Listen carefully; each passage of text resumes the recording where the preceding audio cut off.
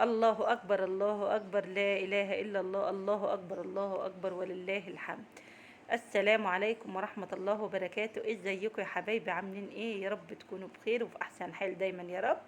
كل سنة وانتم طيبين، ينعاد عليكم الأيام بألف خير يا رب، وعيد سعيد عليكم يا حبايب قلبي. النهارده رحت اصلي العيد، قلت اصور لكم بقى صلاة العيد في العريش. بس الصلاة النهارده ما شاء الله ما شاء الله على كمية الناس وعلى جمال الصلاة هنا كده في العريش يا حبايب قلبي. يا رب الفيديو يعجبكم وينول اعجابكم، ولو عجبكم يا حبايب قلبي يلا بقى حطوا اللايك الجميل بتاعكم.